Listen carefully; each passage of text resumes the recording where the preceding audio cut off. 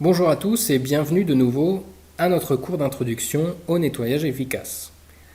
Parlons maintenant de la chimie du nettoyage. La chimie du nettoyage est régie par 4 facteurs fondamentaux. Le temps de contact du détergent, la température d'utilisation, la concentration chimique et l'action mécanique réalisée. Tous ces facteurs sont en relation les uns des autres et nous devons pour chaque processus de nettoyage trouver le bon rapport entre chaque. Il est important aussi de se rendre compte que la chimie est influencée aussi par d'autres facteurs, ainsi que par la méthode de nettoyage en elle-même.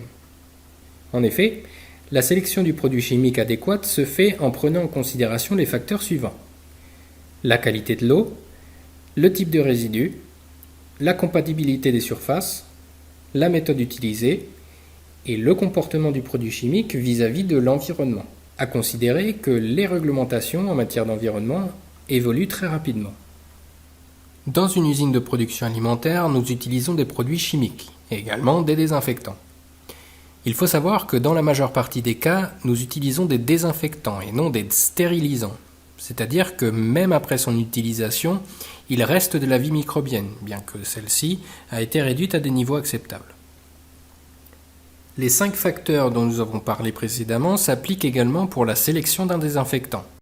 Certains produits sont plus affectés par la qualité de l'eau que d'autres, tandis que d'autres peuvent être corrosifs sur certains matériaux.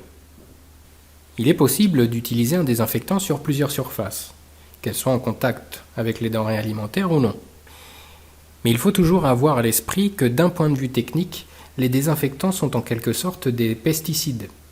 Il faudra donc utiliser des produits en cohérence avec la réglementation locale en vigueur. En résumé, la sélection des produits chimiques se fait par le biais d'un raisonnement scientifique, durant lequel nous prenons en considération 4 facteurs importants. Cette sélection peut parfois être difficile pour choisir le produit chimique idéal, donc n'hésitez pas à vous tourner vers des experts pour ne pas faire d'erreur. Voilà, c'est la fin du module 6 et par la même occasion de ce cours d'introduction à un nettoyage effectif. Ce fut un plaisir de vous partager ces informations et je vous donne rendez-vous pour le prochain module traitant des programmes de maintien de l'hygiène et en particulier comment les transformer en succès. En attendant, n'hésitez pas à nous contacter si vous souhaitez plus d'informations ou dirigez-vous vers notre site internet www.commercialfoodsanitation.com.